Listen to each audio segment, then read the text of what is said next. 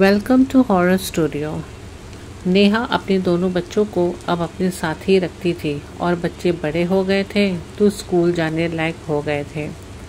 नेहा के साथ जो भी घटना घर में घटती वो अब नेहा के साथ ही नहीं, अब उनके बच्चों के साथ भी होना शुरू हो गई थी। बच्चे जब भी खेलते या टीवी देखते तो उन्हें भी यही आवाज़ आती कि शायद मम्मी या पापा उन्हें बुला रहे हैं। बच्चे दौड़ के उनके पास जाते तो जवाब वही मिलता, नहीं, हमने तो नहीं बुलाया तुम्हें। नेहा के जहन में ये सारी बातें चलती रहती थीं तो नेहा ने अपने दोनों बच्चों को समझाया कि जब भी आपको किसी की बुलाने की आवाज़ आए, जब तक 2 से 3 बार आपको कोई नहीं बुलाए आप नहीं जाया करेंगे। लेकिन वो बच्चे थे तो सुनने वाले कहाँ थे। जैसे कि नेहा की सास जब जिंदा थी तो नेहा से यही कहती थी कि अगर तुम्हें 2 से 3 बार अगर किसी की बुलाने की आवाज़ आए तभी तुम जाया करो, वरना ये चीज़ें ठीक नहीं होती हैं। ये अपना किसी भी आवाज़ बदल के या किसी भी भेष बदल के लोगों के सामने आ जाती हैं। यही सारी चीज़ नेहा अपने बच्चों को भी समझाती रही, लेकिन बच्चे मानने वाले भी नहीं थे क्योंकि वो बच्चे थे। ऐसे ही एक दिन नेहा किचन में काम कर रही थी, तभी उसे लगा कि शायद दरवाजे पे कोई आया है। दरवाजे पे किसी की नॉक करने की आवाज़ आई, लेकिन नेहा बेधड़क होकर के दरवाज़ा खोली और सामने कोई भी नहीं था। उसके बाद नेहा जैसे मुड़ती है वापस से फिर दरवाजे पे नॉक होती है और नेहा फिर दरवाज़ा खोलती है तो उसके सामने कोई भी नहीं होता। इस बार नेहा काफ़ी डरी हुई होती है और वो डर के मारे अपने रूम में चली जाती है। कुछ दिन ऐसे ही बीत जाते हैं। एक दिन अचानक से नेहा की तबीयत बहुत ज़्यादा ख़राब हो जाती है। उसके पेट में अचानक बहुत दर्द हो जाता है। उसके हस्बैंड उसे लेकर डॉक्टर के पास जाते हैं।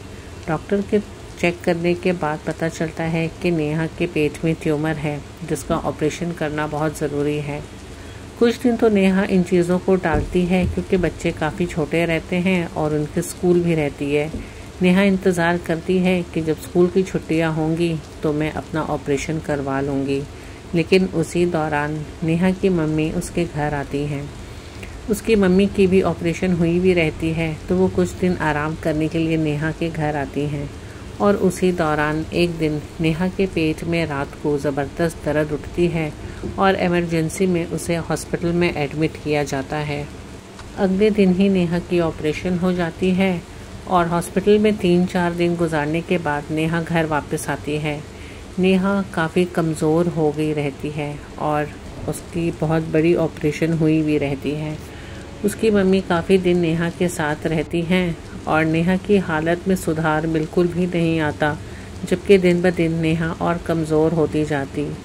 डॉक्टरों को भी समझ में नहीं आ रही थी कि नेहा की हालत में सुधार क्यों नहीं है, लेकिन उसकी मम्मी को भी जाना था घर क्योंकि वो कितने दिन उसके घर पे रहती।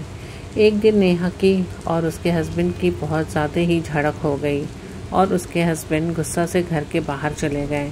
नेहा बैठकर अकेले रोने लगी और उसकी मम्मी उसे समझाते हुए कहने लगी कि बेटा मुझे काफ़ी दिन हो गई है, अब मुझे अपने घर जाना है।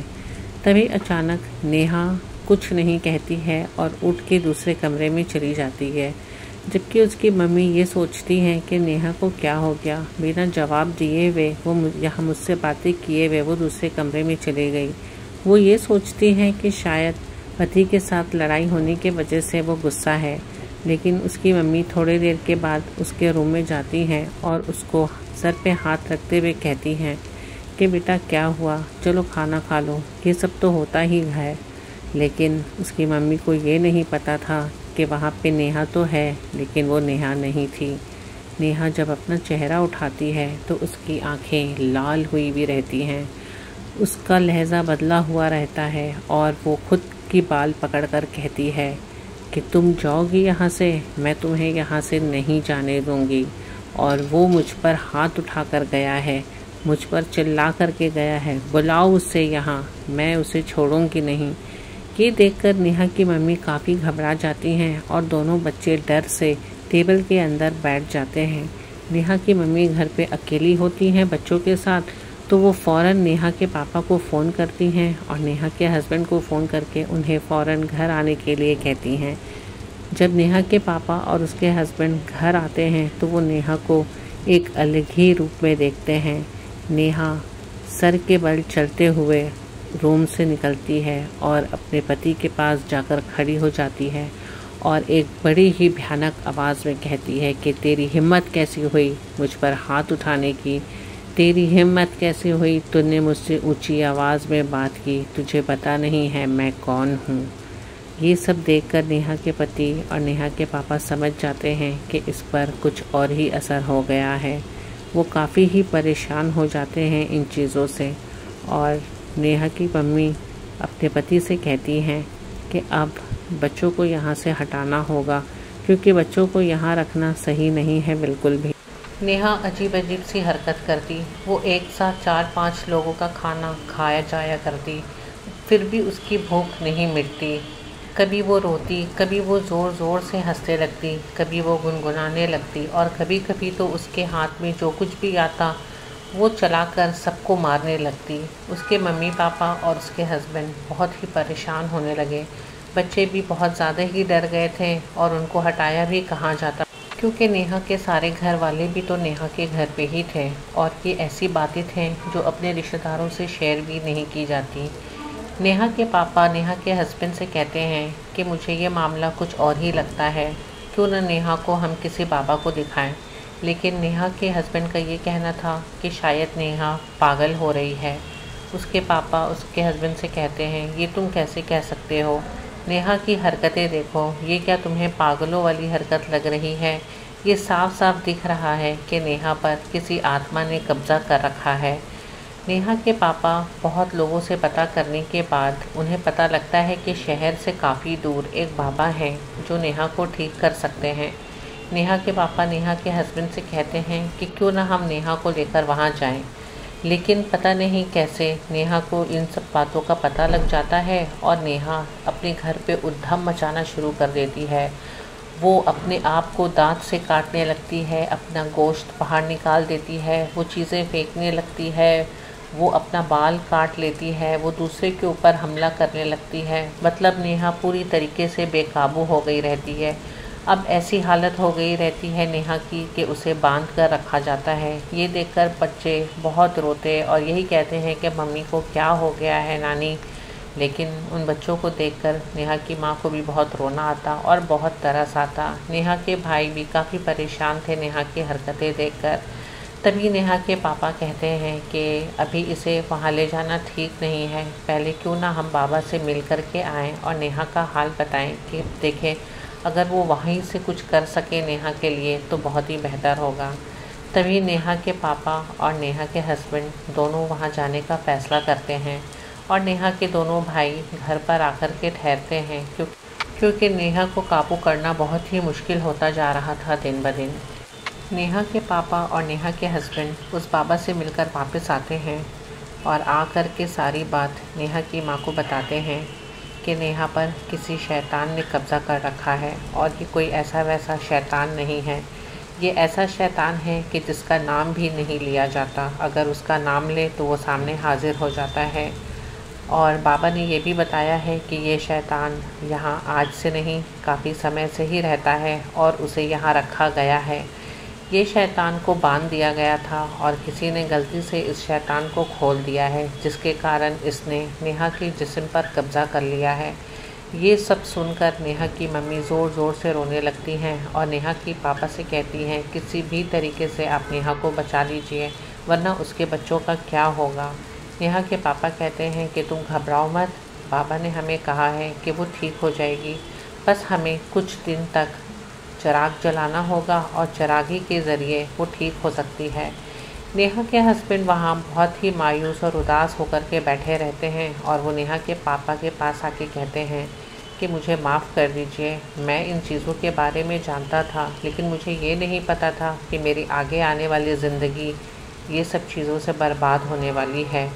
नेहा के हस्बैंड का कहना था कि जी हाँ, मेरी माँ ये सब चीज़ें करती थी, मेरी नानी भी ये सब चीज़ें करती थी और वो ये सारी चीज़ पाल करके रखती थी। लेकिन मुझे जहाँ तक पता था कि मेरी माँ ये सारी चीज़ें बहुत पहले ही छोड़ चुकी होती हैं। तभी नेहा की माँ भी कहती है मुझे भी यही पता था कि मैंने भी यही सुना था कि शायद नेहा की सास ये सारी चीज़ें बहुत पहले छोड़ चुकी होती हैं। लेकिन जैसे कि बाबा ने बताया कि इन चीज़ों को बांध दिया गया था, लेकिन किसी ने इसे गलती से खोल दिया गया है, तो अब इसका पता कैसे चलेगा। तभी नेहा के पापा कहते हैं कि ये चिराग जलाने के बाद नेहा सब कुछ अपने मुंह से ही बताएगी कि उसके साथ क्या हुआ, कैसे हुआ। बस अब हमें नेहा को किसी भी तरीके से चिराग पे बैठाने के लिए तैयार करना होगा।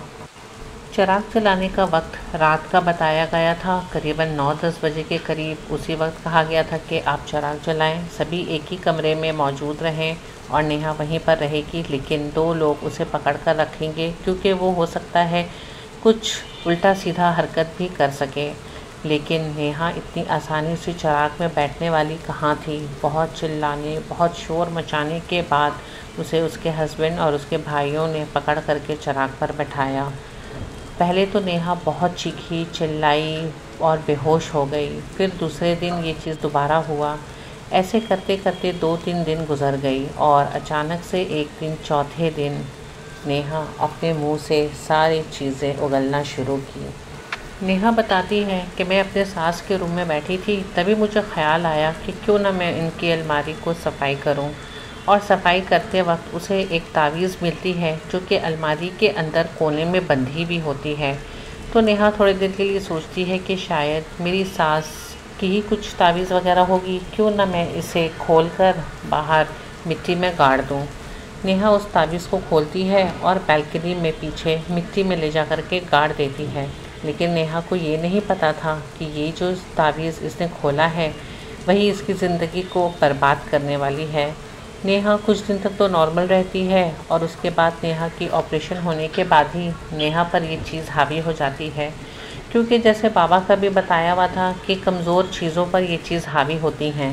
तो जो लोग कमज़ोर होते हैं, बीमार होते हैं, उन चीज़ों पर ये सब चीज़ काफ़ी हावी हो जाया करती हैं। ये सारी चीज़ अपने मुंह से बोलने के बाद नेहा बेहोश हो जाती है।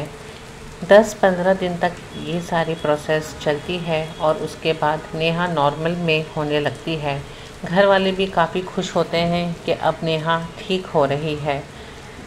पापा के पास जाने के लिए नेहा के पापा और उसके हस्बैंड नेहा से कहते हैं कि क्या बेटा तुम चलोगी हमारे साथ। तो नेहा तैयार हो जाती है, कहती है हाँ मैं जाऊंगी।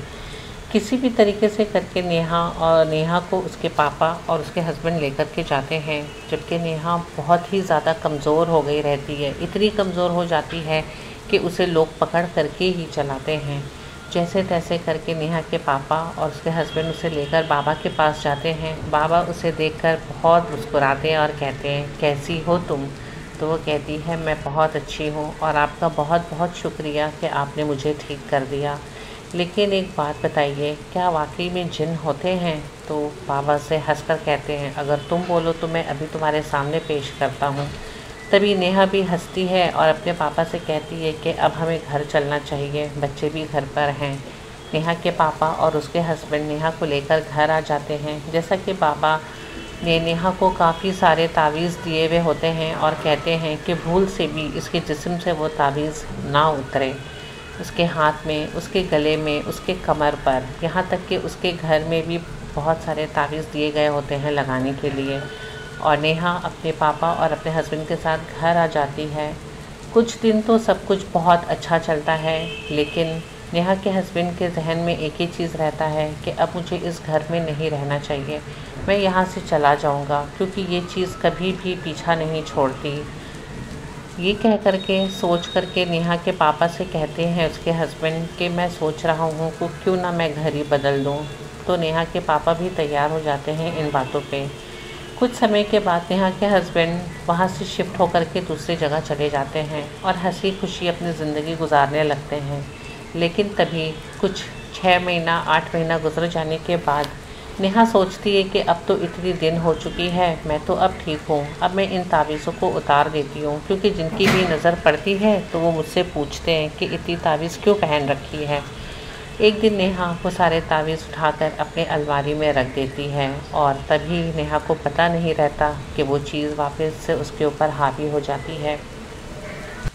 अब नेहा अपने नए घर में भी हमेशा बीमार ही रहती है और बीमार ही नहीं, उसके साथ बहुत सारी परेशानियां भी जुड़ चुकी हैं। नेहा अब चाह करके भी कुछ नहीं कर सकती, यहाँ तक कि अब उसके हस्बैंड भी उसका सपोर्ट नहीं करते। नेहा आज अपने बच्चों के साथ उसी घर में रहती है, लेकिन उसके हस्बैंड से भी उसके ताल्लुकात सही नहीं हैं। नेहा ने बहुत से लोगों को इन चीज़ों के बारे में दिखाया, लेकिन सबका यही कहना है कि बेटा तुम्हारे साथ जो चीज़ है, अगर मैं उसे हटाने की कोशिश करूँगा तो बहुत सी ऐसी मुसीबतें तुम्हारे सामने आएंगी, हो सकता है कि किसी की जान भी चली जाए। ये सारी चीज़ें सोचकर नेहा यही सोचती है कि अगर ये सारी चीज़ें मेरी साथ ही हैं तो इन्हें मेरे साथ ही रहने दो, लेकिन मेरे बच्चों पर कोई मुसीबत नहीं आना चाहिए। तो नेहा आज उसी हालत में अपनी ज़िंदगी गुजार रही है और बहुत ही परेशान हालत में है वो बेचारी, लेकिन फिर भी क्या करे, है तो वो एक माँ ना। लेकिन अफ़सोस इसी बात का लगता है दोस्तों कि उसके हस्बैंड लास्ट मोमेंट में उसका साथ छोड़ दिए, कि साथ तो कोई भी नहीं निभाता बुरे वक्त में। नेहा के पापा अब इस दुनिया में नहीं हैं और नेहा की मम्मी भी काफ़ी बीमार रहती हैं, तो वो बेचारी बेड पे ही रहती हैं। नेहा के भाई हैं जो उन्हें पूछ लिया करते हैं। आज मेरी दोस्त अकेले अपने बच्चों के साथ ही रहती है और मेहनत करती है और उन्हें पालती है, तो आप भी उसके लिए दुआ करें। उम्मीद करती हूँ कि ये सच्ची कहानी आप लोग को उसकी अच्छी लगी होगी, तो वीडियो पर एक लाइक ज़रूर कीजिएगा और कहानी को शेयर ज़रूर कीजिएगा।